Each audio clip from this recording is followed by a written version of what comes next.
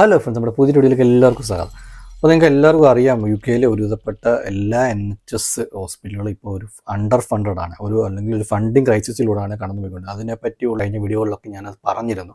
അപ്പോൾ ഈ കുറേ നാളുകളായിട്ട് നമുക്കിപ്പോൾ ഈ ഒരു റിക്രൂട്ട്മെൻറ്റ് ഫ്രീസ് അല്ലെങ്കിൽ റിക്രൂട്ട്മെൻറ്റിൽ നടക്കാത്തതിൻ്റെ മെയിൻ ഇഷ്യൂ നമ്മുടെ ഈ ഒരു ഫണ്ടിങ് തന്നെയാണ്. പുതിയ ഗവൺമെൻറ് വന്നു, അവർ ഫണ്ട് NHSന് അനുവദിച്ചിട്ടില്ല. അപ്പോൾ അവർക്ക് കുറേ പ്ലാനുകളുണ്ട്. അതൊക്കെ കഴിഞ്ഞ വീഡിയോകളിലെല്ലാം ഞാൻ വശം തന്നിരുന്നു.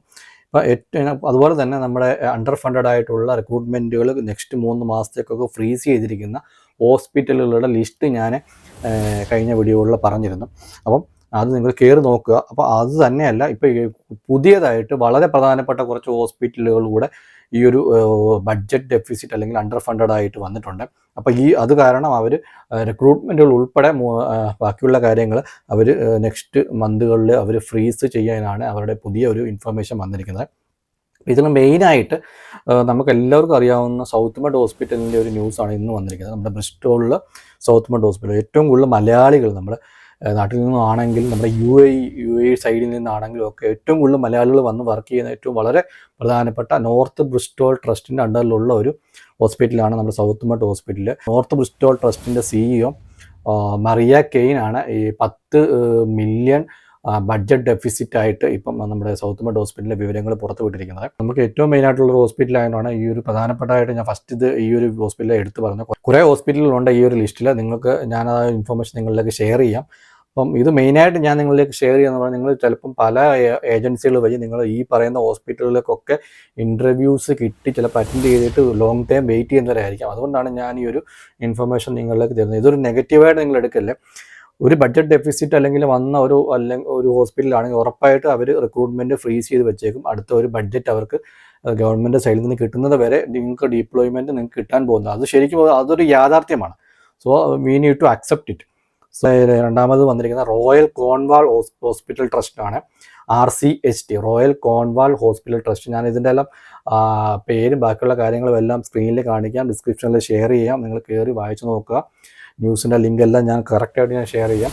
സോ ഈ RCHT റോയൽ കോൺവാൾ ഹോസ്പിറ്റലിൽ ഒരു ബഡ്ജറ്റ് ഡെഫിസിറ്റ് വന്നിരിക്കുന്നത് 3.5 മില്യൺ ഡെഫിസിറ്റാണ് അവർ ചൂണ്ടിക്കാണിക്കുന്നത്. അവർ temporary pause for next 3 months recruitment temporary പോസ്റ്റാണ് അവർ ഇപ്പം വിവരങ്ങൾ പുറത്തു വിട്ടിരിക്കുന്നത്. നെക്സ്റ്റ് 3 months റിക്രൂട്ട്മെൻറ്റുകളൊന്നും കാണാൻ ചാൻസ് ഇല്ല എന്ന് തന്നെ അവർ ഇൻഫർമേഷൻ കൊടുത്തിട്ടുണ്ട്.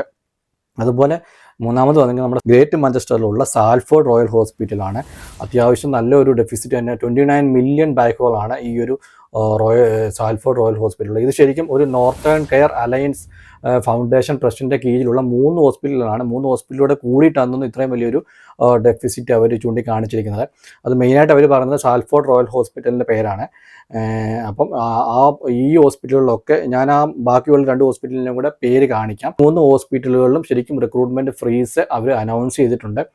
ആഫ്റ്റർ ഈ ഒരു വലിയൊരു 29 മില്യൺ ബാക്കോളിൻ്റെ ഒരു ഫിനാൻഷ്യൽ ചലഞ്ചസ് വന്നതിന് ശേഷമാണ് ഈ ഒരു റിക്രൂട്ട്മെൻറ്റ് ഫ്രീസ് വരുന്ന മാസങ്ങളിൽ റിക്രൂട്ട്മെൻറ്റ് ഫ്രീസ് അവർ അനൗൺസ് ചെയ്തിരിക്കുന്നത്. അപ്പം നേരത്തെ ഞാൻ കഴിഞ്ഞ വീഡിയോയിൽ പറഞ്ഞ ലിസ്റ്റിലുള്ള നമ്മുടെ റോയൽ സസെക്സ് ഹോസ്പിറ്റൽ ഞാൻ നേരത്തെ കഴിഞ്ഞ ലിസ്റ്റിൽ പറഞ്ഞായിരുന്നു. Royal Sussex NHS trust budget deficit 128.7 million, huge budget ഡെഫിസിറ്റാണ് ഈ ഒരു റോയൽ സസെക്സ് NHS ട്രസ്റ്റിനുള്ളത്. അത് East Sussex Richard hospital in Chester, ആ ഒരു ഹോസ്പിറ്റലിനും നമ്മുടെ ഈ ഒരു ബഡ്ജറ്റ് ഡെഫിസിറ്റ് ഉണ്ട്.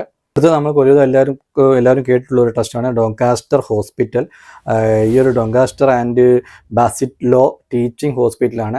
അവർക്ക് ഈ ഒരു ഹോസ്പിറ്റൽ ട്രസ്റ്റിന് 50 മില്യൻ്റെ ഒരു ബഡ്ജറ്റ് ഡെഫിസിറ്റ് അല്ലെങ്കിൽ ഒരു കമ്മി അവർ ചൂണ്ടിക്കാണിക്കുന്നുണ്ട്. അപ്പോൾ അതുകൊണ്ട് തന്നെ അവർ വരുന്ന മാസങ്ങളിൽ റിക്രൂട്ട്മെൻറ്റുകൾ ഫ്രീസ് ചെയ്യും. ഇപ്പോൾ ഉള്ള അതെങ്കിലും റിക്രൂട്ട്മെൻറ്റ് എന്തെങ്കിലും ഫിക്സ് ചെയ്ത് വെച്ചിട്ടുണ്ടെങ്കിൽ അതിൻ്റെ ഡിപ്ലോയ്മെൻറ്റ് ഡേറ്റുകളും ലേറ്റ് ആകുമെന്ന് അവർ ഇൻഫർമേഷൻ ഇതിൽ ന്യൂസിൽ പറയുന്നുണ്ട്. അതുപോലെ നെക്സ്റ്റ് വന്നിരിക്കുന്നത് Staffordshire and stock-on-Trent NHS trust. ഇവർക്ക് ഏകദേശം 91 മില്യൺ ഡെഫിസിറ്റ്, ഒരു ഹ്യൂജ് ഡെഫിസിറ്റ് അവരും ചൂണ്ടിക്കാണിക്കുന്നുണ്ട്.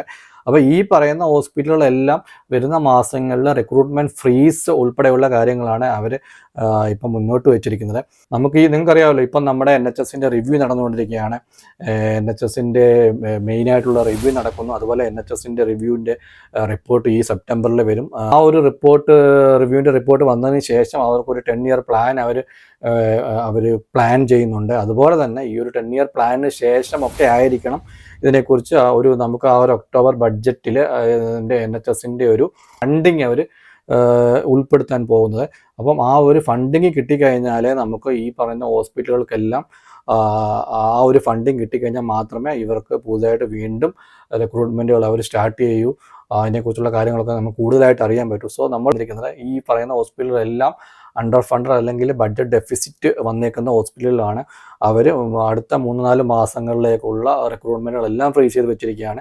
ഇനി അടുത്ത ഒരു ഗവൺമെൻറ്റിൻ്റെ ഒരു വലിയൊരു ഫണ്ടിങ് കിട്ടാതെ ഈ ഒരു ഹോസ്പിറ്റലുകളൊന്നും NHS റിക്രൂട്ട്മെൻറ്റുകൾ എസ്പെഷ്യലി ഇൻ്റർനാഷണൽ റിക്രൂട്ട്മെൻറ്റുകൾക്ക് വേണ്ടി ഉള്ള ഒരു ഫണ്ടിങ് അവർക്കില്ല. അതുകൊണ്ട് തന്നെ NHS റിക്രൂട്ട്മെൻറ്റുകൾ അവർ ഫ്രീസ് ചെയ്ത് വെച്ചിരിക്കുകയാണ്. സോ ഈ വരുന്ന ഒരു ഒക്ടോബർ ബഡ്ജറ്റിൽ നമുക്കായിട്ടുള്ള ഒരു NHS ഫണ്ടിങ് നമുക്ക് പ്രതീക്ഷിക്കാം. അപ്പോൾ ആ ഒരു ഫണ്ടിങ്ങിന് ശേഷം നമുക്ക് റിക്രൂട്ട്മെൻറ്റുകൾ പുനരാരംഭിക്കും എന്നും നമുക്ക് പ്രതീക്ഷിക്കാം. അതുകൊണ്ട് നമുക്കെല്ലാം പോസിറ്റീവായിട്ട് തന്നെ പ്രതീക്ഷിക്കാം. വീഡിയോ വളരെ അർജൻറ്റായിട്ടുള്ളൊരു വീഡിയോ ആണ്. നിങ്ങൾ ബാക്കിയുള്ളവരിലേക്ക് ഷെയർ ചെയ്യുക. സോ മാക്സിമം ആളുകളിലേക്ക് ഈ ഒരു വീഡിയോ ഷെയർ ചെയ്യുക. നമ്മുടെ വീഡിയോയുടെ നെക്സ്റ്റ് നോട്ടിഫിക്കേഷൻ കിട്ടാൻ വേണ്ടിയിട്ട് നിങ്ങൾ നമ്മുടെ ചാനൽ സബ്സ്ക്രൈബ് ചെയ്യുക. സോ നെക്സ്റ്റ് വീഡിയോ കാണുന്നവരെ ബൈ.